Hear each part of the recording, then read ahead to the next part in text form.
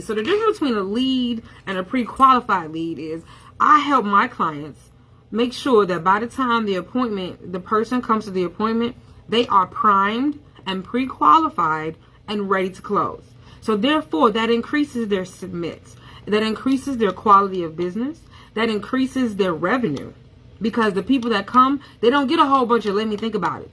They don't get a whole bunch of I need to talk to my husband. They don't get a whole bunch of we finna sell insurance. I thought we were just here to kind of get some information. Can you send me some information? They don't get a whole bunch of no-shows because the people already know when there's ability to pre-qualify the person. So when they come, you know what they want. You know how much money they're gonna spend.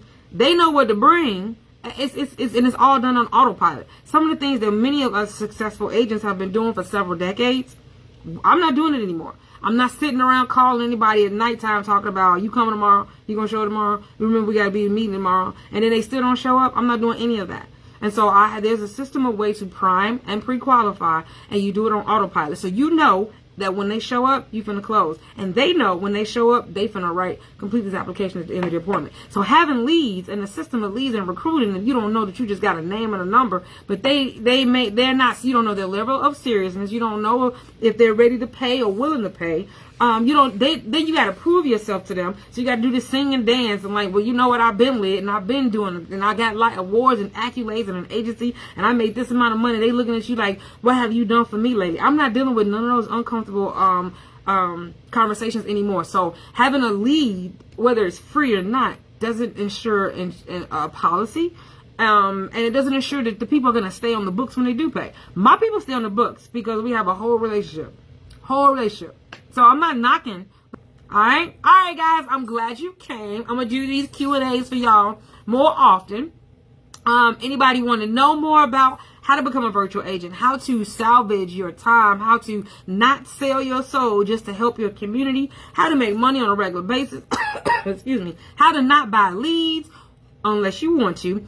How about I did a training that says when I buy leads, I only buy good leads. Have you ever bought a lead or a bunch of leads and they weren't good leads, so they were old, or they were cursing you out, or they say they had been contacted before, or they had already gotten the insurance, so you paid for this name and this number, and now you try to get them to set up an appointment, but when you try to pre-qualify them, they don't want it. Doesn't that affect your self-esteem? And so they tell you if one won't, another one will. Keep going. Yes, but after a while, that's just like abuse. I'm not doing that type of business anymore. And if, that's what you are comfortable with doing, then have at it. I don't want to do that. I want to meet with people who want to meet with me. And I want to meet with people who are ready to buy some insurance.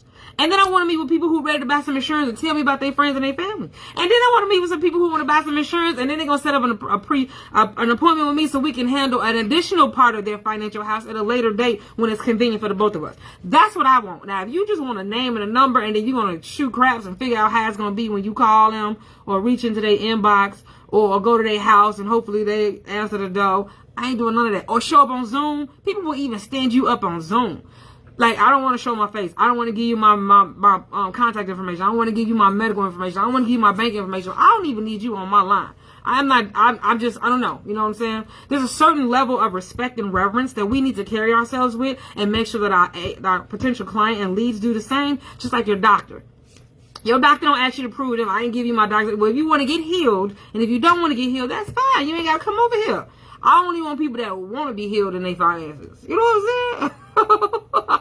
I'm just saying. All right, guys, that's all the time I have. I'm only supposed to be on here 10 minutes. I don't know how long I've been on here. It says 21 minutes. I'll see you guys next week, Wednesday. I might even be popping in before then. But make sure you put down in the comment section training if you want to be reminded about our Wednesday training. It's called Lead Conversion Shortcuts for Life Insurance Agents. All right, guys, glad you're here. See you soon. Peace out. Bye, y'all.